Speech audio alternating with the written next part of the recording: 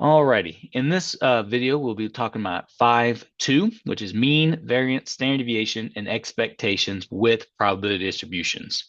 So in the second objective here, we're going to find the mean, variance, standard deviation, and expected values for discrete random variable of probability distributions, which is a little bit different because it gives us the probability of different events happening versus just giving us like a set of values and we go find all that information. So we'll do a little bit of notes and then get into some examples, and it's pretty straightforward once you see the math. It's just something new. So the mean, variance, and standard deviation for probability distribution are comprised differently from the mean, variance, and standard deviation for samples. Our mean here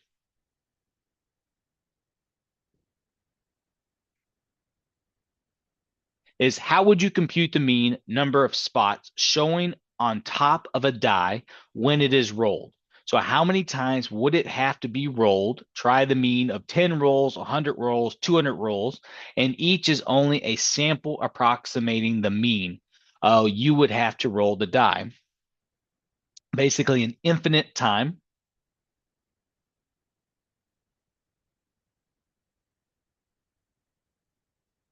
Got the end there.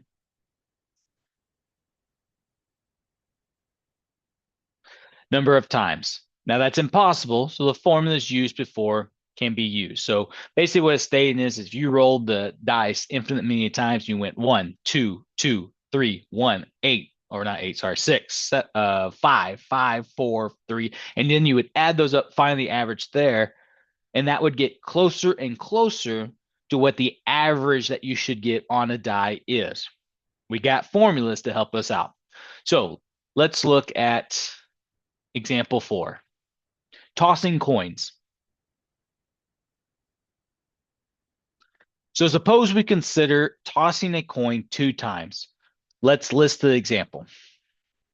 So we can either have heads, heads tails, tails heads, or tails tails.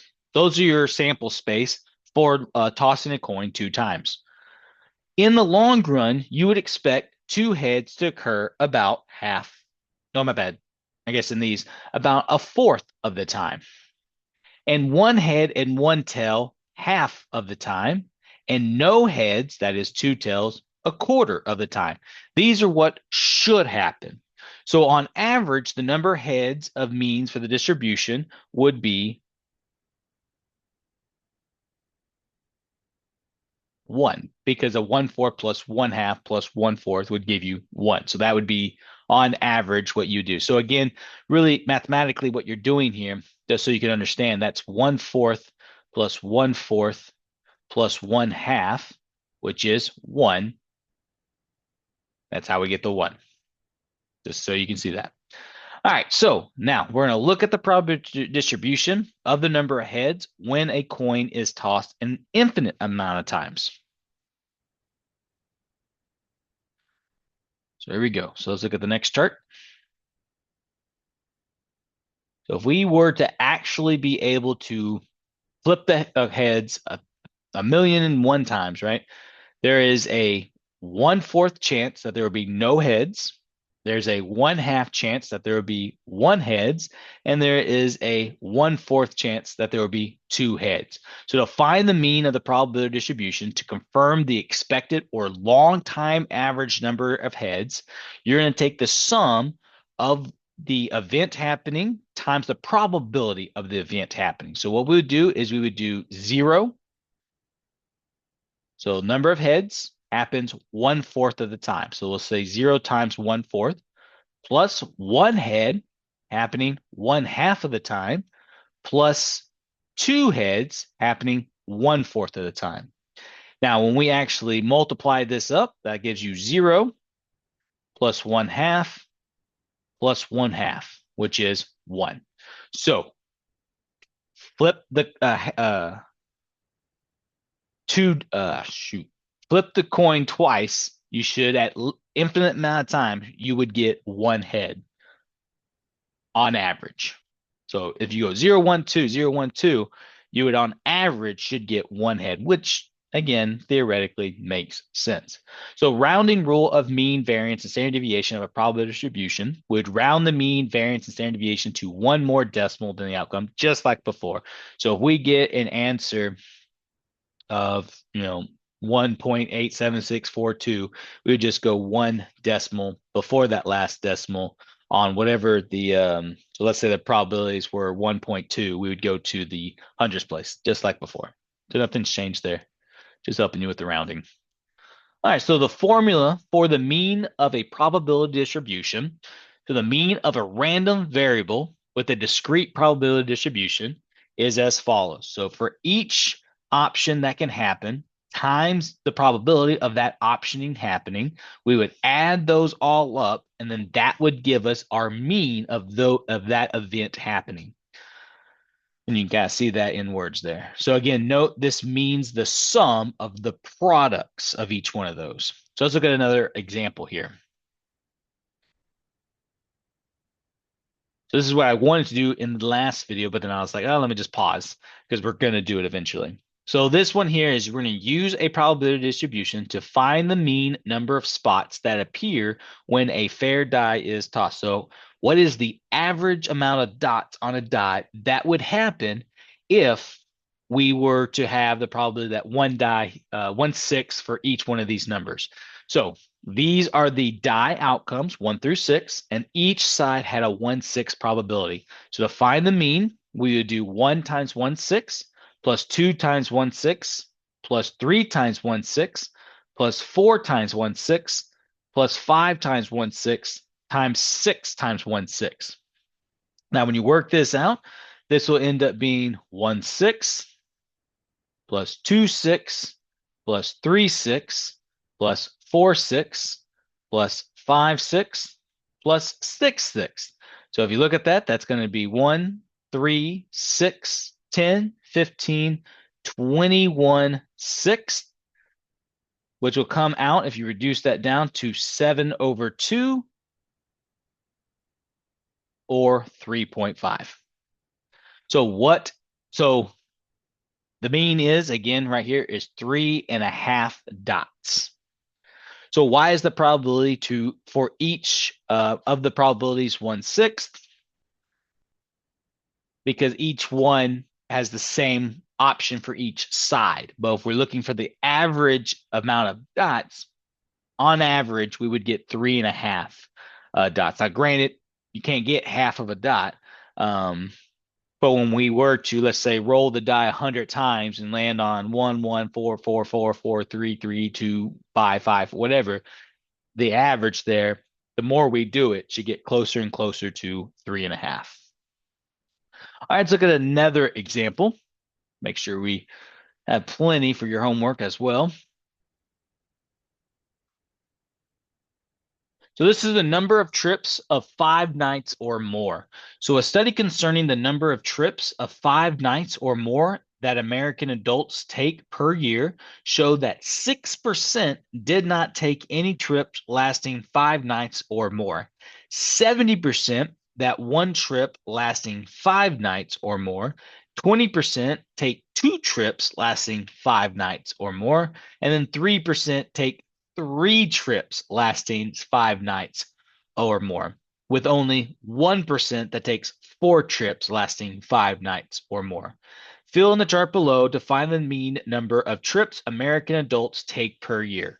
So here we go. So we got the percentages. So again, we had 6% that did not take any trips. So did not take any trips lasting 5 nights. So 0 trips lasting 5 nights or more would be 0.06. Turn those percentages into decimals. We then had 70% that at least took one trip lasting 5 nights or more. So that would be 0.7. Then we had 20% take 2 trips lasting 5 nights or more. So that'd be 0.2.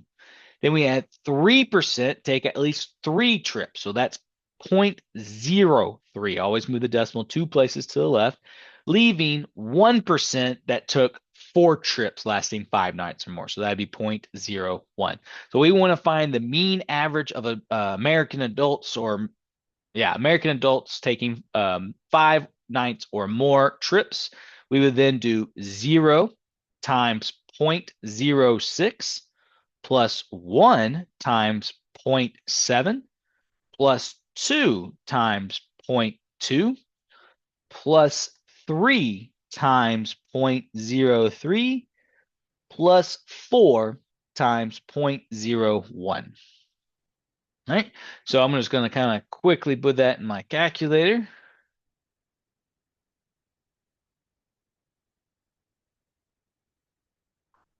All right, and that would give us 0 times 0.06 plus 1 times 0.7 plus 2 times 0.2 plus 3 times 0.03 plus 4 times 0.01, and I come out to 1.23. So the average American adult will take at least 1.23 trips with 5 nights or more. So again, thus the mean number of trips lasting more than 5 nights or more per year taken by American adults is 1.23. All right. So there we go. So let's continue on. So there is this rounding rule. So the mean, variance, and standard deviation should be rounded again to one more decimal place than the outcome x. When fractions are used, they should be simplified to lowest terms. Again, they really emphasize in the textbook about rounding. So make sure you are rounding appropriately. And the homework definitely allows you to practice to make sure you know exactly what the program wants. All right, so variance and standard deviation. So the mean gives a long run average, but does not describe the spread of the distribution. Thus, we need to calculate the variance and standard deviation.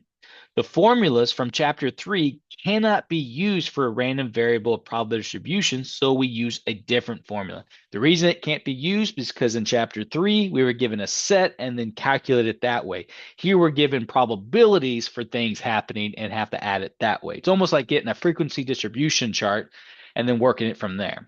So here is the formulas that you need to know.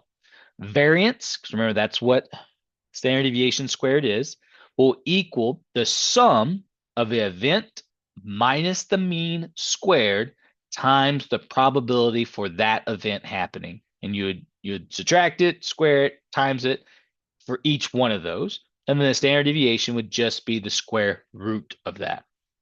This formula, though, is tedious, so we do use a simpler algebraic equivalent formula or just technology, just to make life a little bit easier for us. When we have like 3 sets, not a big deal, but if there's like 20 outcomes, you would be here for a while, and that's not what we're trying to do, is spend 90 minutes on one question. So let's look at a simpler way.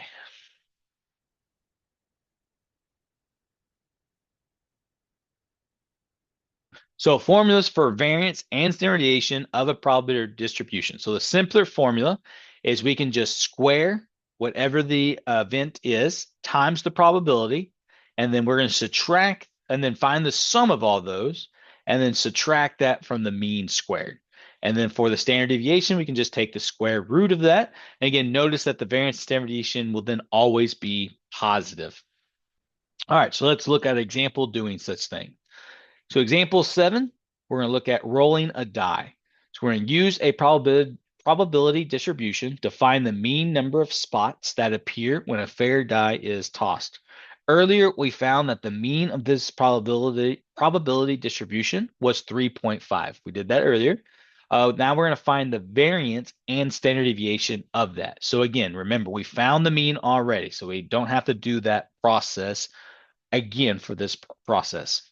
Now to find the variance, what we're going to do is we're going to take each one of these outcomes and we're going to square it. So that's a 1 squared, 2 squared, 3 squared, 4 squared, 5 squared, 6 squared.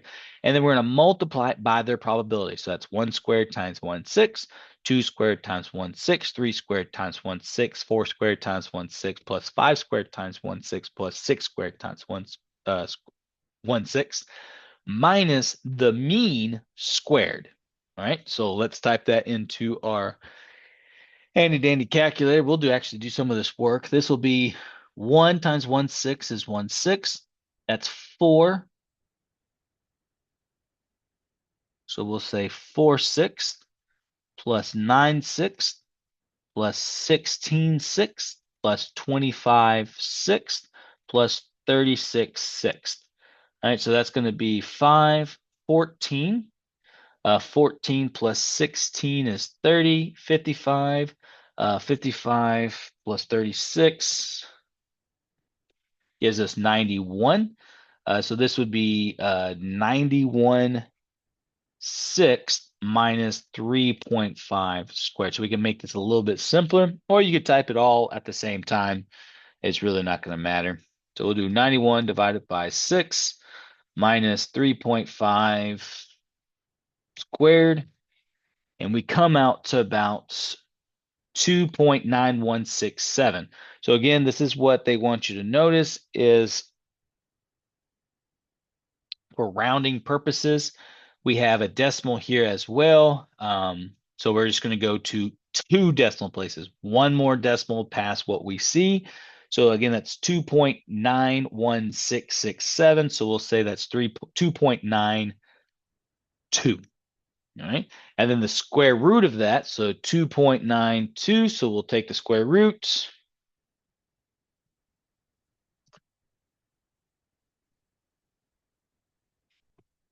And it comes out to 1.70783. Again, rounding to 2 decimal places, we'll go 1.71. All right. And there you go. So that's all that you have to do when looking for variance and standard deviation given a probability distribution. All right, let's look at another example.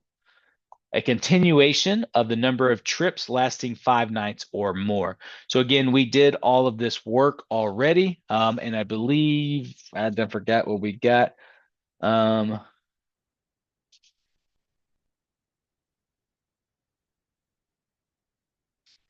Yeah, so we got a 1.23. So if you want to write that down so you have it, and then I'm going to scroll down to the next part. But we already calculated the average already. So now let's take that and go one more step further with it. So here we go. So here is all the events happening. Here's all the probabilities of each event happening. And then we're going to just times them. So when we do 0 times 0.06, we got 0.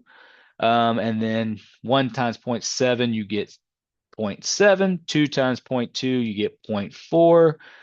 2 times 0.03 gives you 0.09. 4 times 0.01 gives you 0.04. And when you add those up, that's how we got our 1.23. But we already did all that process. Now we're going to square it and then multiply it. So 0 squared times 0.06 is still going to be 0. 1 squared times 0.7 is still going to be 0.7. 2 squared would be 4. So 4 times 0.2 would actually come out to 0.8. 3 squared is 9. 9 times 0.037 is 0.27. 4 squared is 16. 16 times 0.01 is actually 0.16. Add these all up, you get 1.93. So you basically just did this part here. So we're going to do 1.93 minus 1.23 squared. All right, so let's figure out what that is. So 1.93 minus 1.23 squared, and you would get 0.4171. I do have 2 decimals, so I'm going to go to 3 decimals, and I will say 0.417. Again, going one more decimal past whatever you're given. And then if you take the square root of that,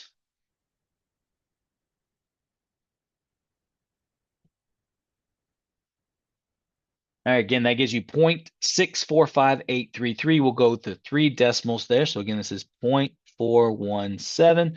So I do get 0.646 as our outcome. Now, I obviously use the TI Inspire, but the rules that you can use for a 84 is in the textbook. And then, of course, you could use the Excel sheet that the online program gives you as well. Either way works for me. Just make sure you document how you're producing it, and then I'll know that you know what you're talking about. So again, that's what the rest of these notes are. It's just expressing how you could type this into the calculator, and it would give it to you. So let's just do that real quick in the Inspire so you at least have that example. So let me share my calculator screen.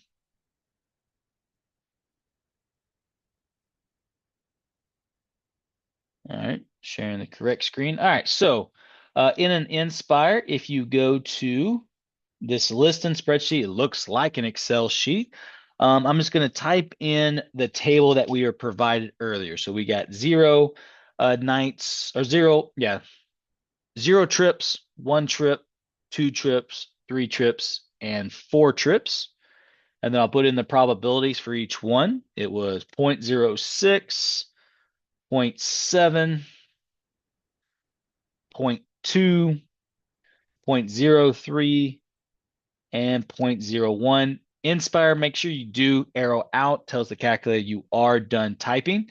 And then I will just go to menu, statistics, stat calculation, one variable statistics. Actually, this is 2 variable statistics.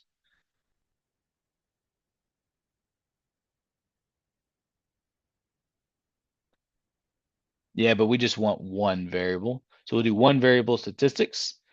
Number of lists, we just want one. All right, we want to make sure we're taking the list from, I guess we'll just name it A for the first column, but we want the frequency list to be, tab, there we go. I want that to be B. I want that to be the B column. And then we should be able to calculate. We want the results in the C column. So hit OK. Tell you what, let's just give these names. Let's call it X, and we'll call this P of X.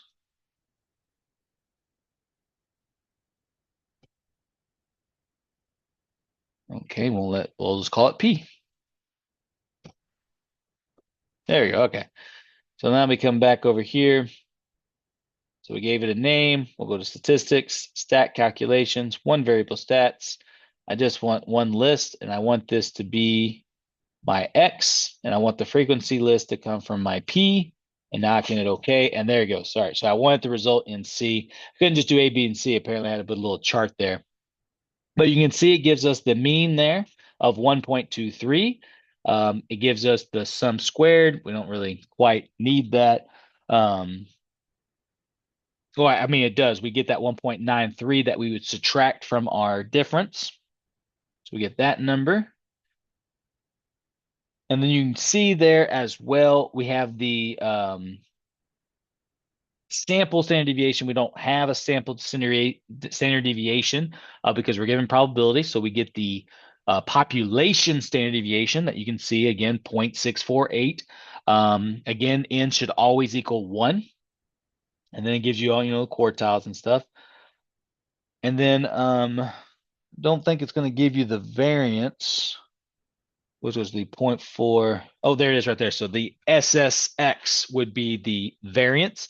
But if you didn't, you could always take the standard deviation and square it as well. But you can see the variance is right there on the bottom.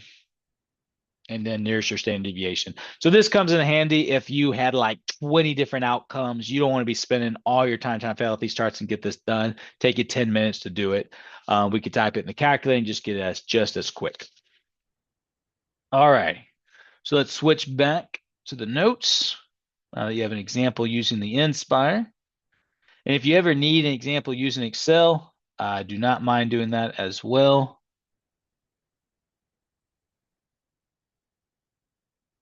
All right, good. There you go. All right, so therefore we got that. All right, so again, this has the 84 directions. I gave you the Inspire directions. All right, expectation. So expected values or expectation is used in games of chance, insurance, and other areas such as decision theory. Expected value is denoted by E of X. So the expected value for that X is another name for the mean of the distribution. So thus this formula, you can have mu, which is mean of the population, or you can have E of X, which is the expected value, which is still going to be the same thing as taking the sum of each outcome times the probability. So in gambling games, an expected value of 0 indicates a fair game. That means that the house is not going to win, and the person playing doesn't mean they're going to win. So it's not heavy on either side. 0 is a fair game for both parties playing. If the expected value, though, is negative, the game favors the house, and the player will, in the long run, lose all of their money. And if the expected value is positive, then the game favors the player, and the more I play, the more I'm likely to win. Just an FYI, every single game at a casino is negative. It is favored for the house to win. So the more you play, the more you will lose. So do learn to walk away when you're up high, or don't have that expectation. If I just play a little longer, I'll get my money back. No, you won't. That's the statistical math there. All right, so let's look at an example. Let's look at example 9. We'll look at a dice game. So a person plays $3 to play a certain game by rolling a single die one time. If a 1, 2, or 3 comes up, the person wins nothing. If, however, the player rolls 4, 5, or 6, he or she wins the difference between the number rolled and 3. So meaning a 4, they win $1. 5, they win $2. 6, they win $3. And just an FYI, when it says they win nothing, that $3 they bet, they technically lost $3. So if they do a 1, 2, or 3, that is negative $3 versus gaining $1, $2, or $3. What we want to do is we want to see, does the expectations for this game be fair for both parties, or is it does it one-sided? Right. So there we go. So let's look at our probability. So if you roll a 1, you get a -3. You roll a 2, you get a -3. You roll a 3, you get -3. You roll a 4, you get $1. If you roll a 5, you get $2. And if you roll 6, you get $3. All right, so there's the outcomes for each one of those dice. I don't have the chart that's below it, so I'm just going to kind of write it right here. But the probability of each one of these happening is still 1/6.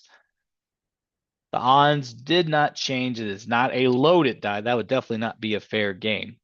All right, so there's that. And so now I'm going to take that and I'm going to move on so that you can see the work being done. So that's the little chart I didn't have. So what we're going to do is we're going to take all the expected outcomes to happen. So -3 times 1/6, 1/6, -3 and 1/6, 1 and 1/6, 2 and 1/6, and 3 and 1/6.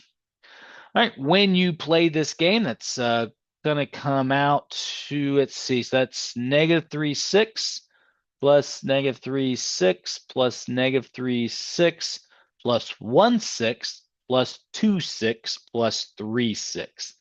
All right, that's -3, -6, -9, -8, -7, 3, 6, 9, 8, 6, sorry, -6. And then this would be -3. So this would be -3 over 6, which comes out to -1 house. -1 half. Thus, in the long run, a player will lose money, and the game is not fair. All right. So you can see it hit a negative. So therefore, it is more likely for the house to win the longer you play this game. So if you're lucky and you hit 4, 5, and 6, and then you go on a streak of 1, 2, and 3, I would pull out before you go too far in that streak. All right, we'll do one more example looking at how insurance looks to see if you're worth taking the risk for. This is kind of what people do to determine if you're eligible for their insurance, or your insurance goes up higher because you're just that much of a gamble, getting in a wreck or whatever the situation might be. So an insurance company insures a person's antique coin collection worth $20,000 for an annual premium of $300. If the company figures that the probability of the collection being stolen is a 0.002% chance of getting stolen, we're going to find the company's expected profit. So we're going to construct the table showing gains or losses and the probability of each to determine the expected values. So you don't have a table, so we'll just quickly kind of build one. You only have really two outcomes happening. You have the event that it's going to be stolen, or the event that it's not going to be stolen. So what we'll do is, let's say um, for the insurance company, it's worth $20,000. So if we get the customer to give us 300, but we lose it in that first year, so that means we would have lost $20,000 that we would have to give this customer, but they did give us 300 to start the process off. So that would come out to $19,700 loss on the insurance. Now they've estimated that the probability of that happening is a 0.002 chance. So there's a 0.002 chance that in that first year, they would lose 19,700. Now, in that same outcome, if they don't lose it in the first year, then that insurance company just made $300 off of you. And they think that's going to be a 0.998% chance of happening that. So if we want to know the expected value each year that that person can gain off of you, you would then simply do negative 19,700 times 0.002 plus 300 times 0.998. So let's plug that in our calculator real quick. So that'd be negative 19,700 times 0.002 plus 300 times 0.998. And it comes out that the insurance company will actually make $260 a year off of just you. Now, obviously, if they lost in that first year, that's a big loss, but the probability of that happening, they think is very slim. So over time, they can make $260 again a year. So then the next year, just an FYI to look at this, that would be negative 20 plus 600 and then 600. So that expected value would then go up the second year. And then it goes up the longer and longer they keep your stuff or keep it insured. So that's kind of how insurances work. They do the long game, but we do it purposely for the short game in hopes that our stuff is protected. All right, so that's all I got for 5.2. In the next video, we'll talk about the binomial distribution, and that will pretty much wrap up chapter 5. But if you need more examples in Excel, Inspire, or just more examples in general, just reach out. See you in the next video.